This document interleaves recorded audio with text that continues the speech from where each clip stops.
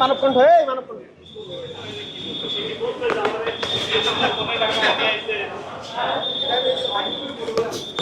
এই মাসে 19 তারিখে ব্যাংককে গিয়েছিলাম আমার মেডিকেল চেকআপের জন্যে।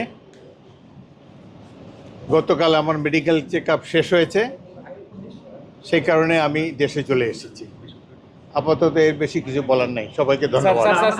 স্যার, একটা বড় বিষয় নিয়ে অনেক গুঞ্জন চলছে যে রাষ্ট্রপতির পদত্যাগের বিষয়টা, আসলে স্যার এটাকে আপনি কোনো বিষয়ে অবগত নাকি? আর আরেকটু সঙ্গে যেটা জানতে চাই, যদি উনি করে থাকেন সেই ক্ষেত্রে প্রসেসটা কি? রূপায়ণ lake castle, welcome to the land of piece. আমি দেশের বাইরে ছিলাম, সুতরাং এখানে কে পদত্যাগ করলো কি করলো আমার কিছুই জানা নেই। এখন হয়তো জানতে পাবো, মানে উনি জানি না। মানে স্যার কি, যদি রাষ্ট্রপতি যদি পদত্যাগ করেন তাহলে স্পিকারের কাছে পদত্যাগ করবেন এবং আগামী 90 দিনের মধ্যে জাতীয় সংসদ একজন নতুন প্রেসিডেন্ট নির্বাচিত করবেন। এই হলো সংবিধানের পজিশন। ধন্যবাদ।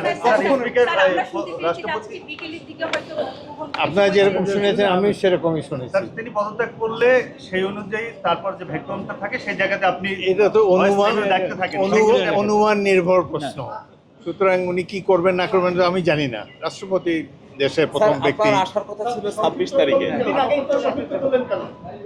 স্যার, আপনার ফেরার কথা ছিল 26 তারিখে, কিন্তু আপনি 2 দিন আগে। আমার একটু ব্যক্তিগত কাজ আছে।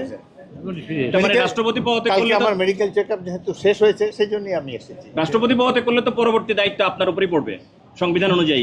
এটা একটা ট্র্যাডিশনালি বাংলাদেশের সংবিধানে লেখা আছে, যখন রাষ্ট্রপতি পদত্যাগ করে তখন অ্যাক্টিং স্পিকার হিসাবে, অ্যাক্টিং রাষ্ট্রপতি হিসেবে স্পিকার দায়িত্ব পালন করেন।